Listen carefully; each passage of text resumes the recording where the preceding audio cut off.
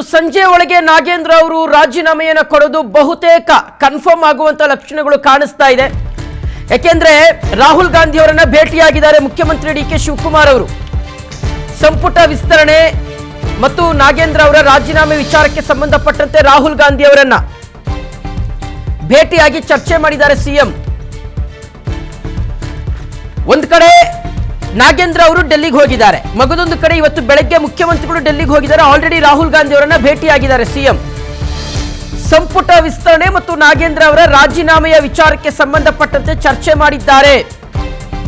ಸರ್ಕಾರ ಮತ್ತು ಪಕ್ಷ ಎದುರಿಸ್ತಾ ಇರತಕ್ಕಂಥ ಮುಜುಗರದಿಂದ ಪಾರಾಗಬೇಕು ಅಂದ್ರೆ ಪ್ರತಿಪಕ್ಷ ಬಿಜೆಪಿ ಮತ್ತು ಜೆಡಿಎಸ್ಗೆ ಪ್ರಬಲವಾಗಿರ್ತಕ್ಕಂಥ ಅಸ್ತ್ರ ಸಿಗದ ರೀತಿಯಲ್ಲಿ ಮಾಡಬೇಕು ಅಂದ್ರೆ ರಾಜೀನಾಮೆಯನ್ನ ಪಡೆದುಕೊಳ್ಳಲೇಬೇಕು ನಾಗೇಂದ್ರ ಅವರದ್ದು. ಆದರೆ ಬೇರೆ ದಾರಿನೇ ಇಲ್ಲ ಅನ್ನುವ ರೀತಿಯಾದಂಥ ಚರ್ಚೆಗಳು ಆಲ್ರೆಡಿ ಶುರುವಾಗಿದೆ. ಒಂದು ವೇಳೆ ಅಂದರೂ ನಾಗೇಂದ್ರ ಅವರು ತಮ್ಮ ಸ್ಥಾನದಲ್ಲಿ ಹಾಗೆ ಕಂಟಿನ್ಯೂ ಆದರೆ ಬಿಜೆಪಿ ಮತ್ತು ಜೆಡಿಎಸ್ ಬೃಹತ್ ಮಟ್ಟದ ಹೋರಾಟವನ್ನು ಮುಂದಿನ ಹಂತಗಳಲ್ಲಿ ರೂಪಿಸಿಕೊಳ್ಳಬಹುದಾದಂಥ ಸಾಧ್ಯತೆ ಇರುತ್ತೆ.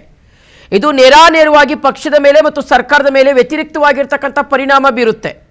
ಹೀಗಾಗಿಯೇ ಮುಖ್ಯಮಂತ್ರಿಗಳು ಈಗ ಇದ್ರ ಬಗ್ಗೆ ಚರ್ಚೆ ಮಾಡಿದ್ದಾರೆ ಹೈಕಮಾಂಡ್ ನಾಯಕರ ಜೊತೆಗೆ ಅನ್ನೋದು ಗೊತ್ತಾಗ್ತದೆ. ನಾನು ನಿಮ್ಮ ಪರವಾಗಿ ನಿಲ್ತೀನಿ.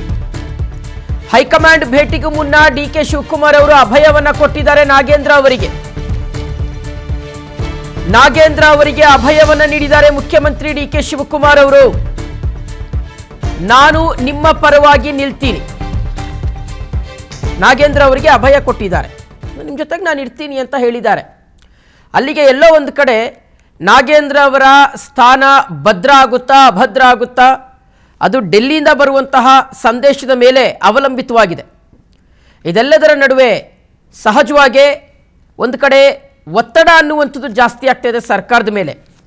ಈಗ ಒಂದು ಸ್ಥಾನ ಖಾಲಿ ಇದೆ ಸಂಪುಟದಲ್ಲಿ. ಆ ಒಂದು ಸ್ಥಾನವನ್ನು ಭರ್ತಿ ಮಾಡಿಕೊಳ್ಳುವ ವಿಚಾರ.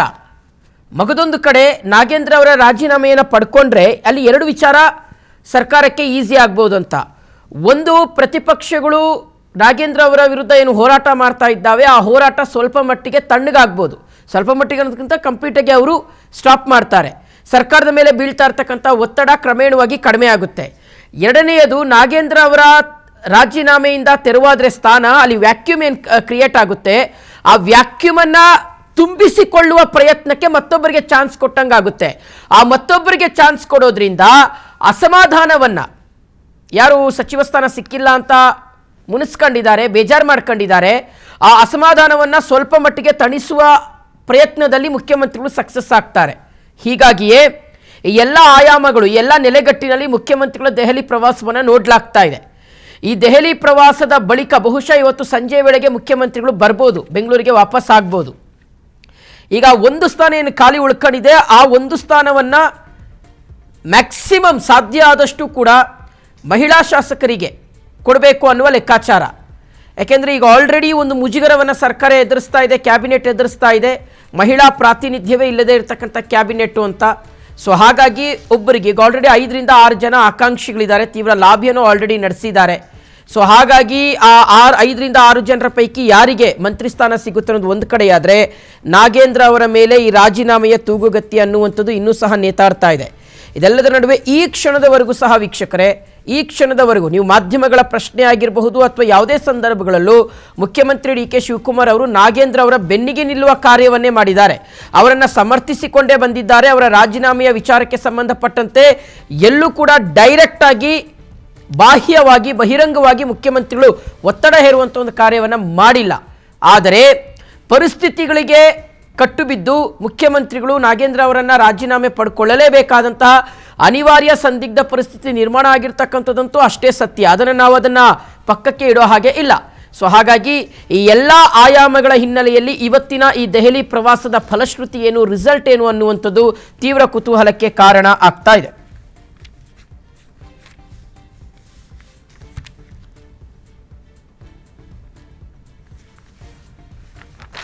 ಓಕೆ, ಇದ್ರ ಬಗ್ಗೆ ವಿಶ್ಲೇಷಣೆ ಮಾಡ್ತಾರೆ ನಮ್ಮ ಪೊಲಿಟಿಕಲ್ ರಿಪೋರ್ಟರ್ ತಿಮ್ಮೇಗೌಡ. ಇದೀಗ ನ್ಯೂಸ್ ಡೆಸ್ಕ್ ಇಂದ ಲೈವ್ ಅಲ್ಲಿ ಕನೆಕ್ಟ್ ಆಗಿದ್ದಾರೆ. ತಿಮ್ಮೇಗೌಡ, ಮುಖ್ಯಮಂತ್ರಿಗಳು ರಾಹುಲ್ ಗಾಂಧಿ ಅವರನ್ನ ಭೇಟಿಯಾಗಿದ್ದಾರೆ ಅನ್ನುವ ಮಾಹಿತಿ ಬರ್ತಾ ಇದೆ ಡೆಲ್ಲಿಯಿಂದ. ಮಗದೊಂದು ಕಡೆ ನಾಗೇಂದ್ರ ಅವರ ಬೆನ್ನಿಗೆ ಮುಖ್ಯಮಂತ್ರಿಗಳು ಈ ಕ್ಷಣಕ್ಕೂ ನಿಂತಿರ್ತಕ್ಕಂಥದ್ದನ್ನ ಗಮನಿಸ್ತಾ ಇದ್ರೆ ಡೈರೆಕ್ಟ್ ಆಗಿರ್ತಕ್ಕಂಥ ಒಂದು ಪ್ರಶ್ನೆ ಏನು ಅಂದ್ರೆ, ನಾಗೇಂದ್ರ ಅವರ ಸ್ಥಾನ ಭದ್ರವೋ ಅಭದ್ರವೋ, ಮತ್ತು ಖಾಲಿ ಇರ್ತಕ್ಕಂಥ ಒಂದು ಸ್ಥಾನ ಯಾರಿಗೆ ಹೋಗುತ್ತೆ ಅಂತ?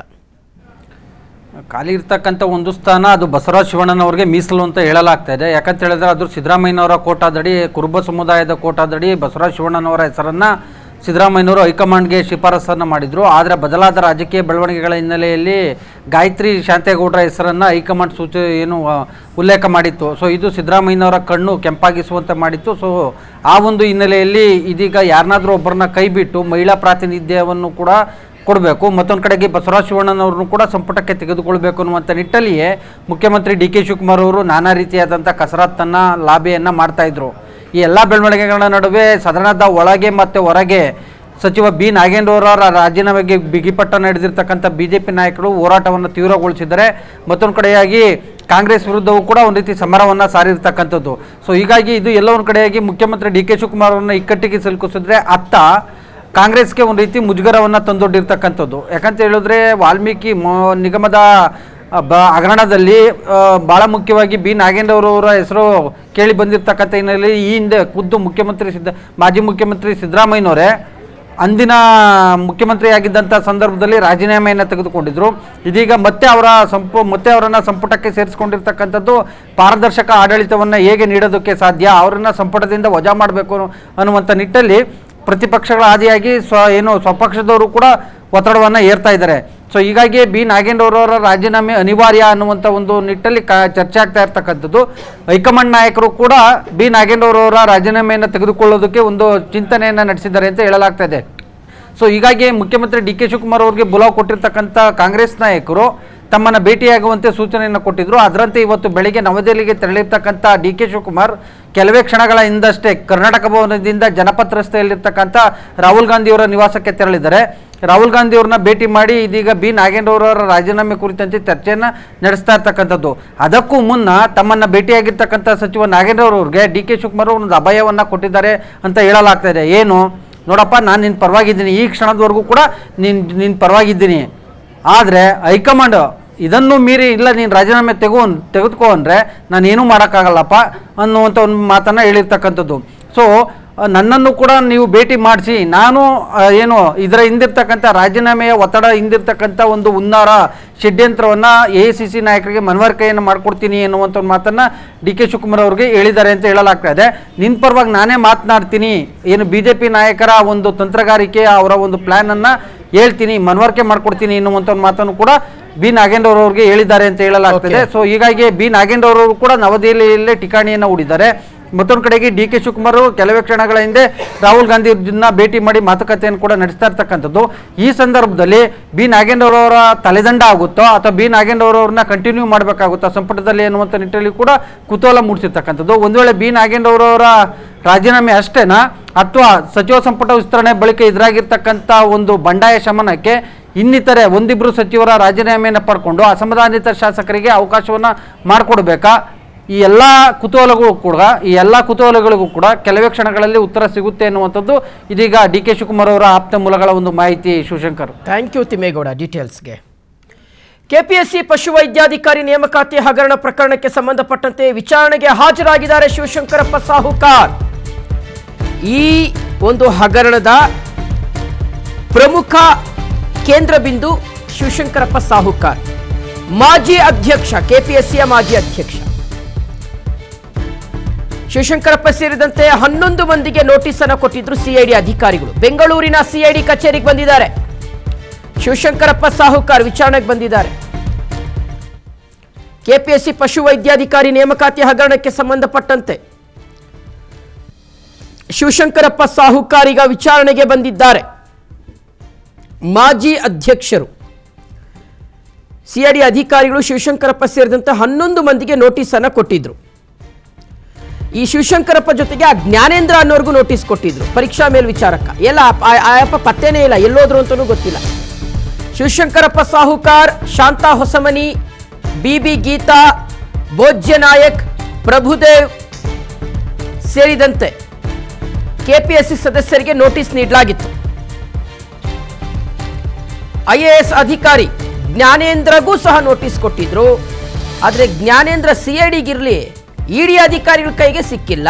ಇನ್ನೆಲ್ಲಿಂದ ಸಿಐಡಿ ವಿಚಾರಣೆಗೆ ಬರ್ತಾರೆ? ಅವರು ಎಲ್ಲಿದ್ದಾರೆ ಅನ್ನೋದು ಗೊತ್ತಿಲ್ಲ. ಈಗಾಗಲೇ ಜ್ಞಾನೇಂದ್ರ ಎಸ್ಕೇಪ್ ಆಗಿದ್ದಾರೆ.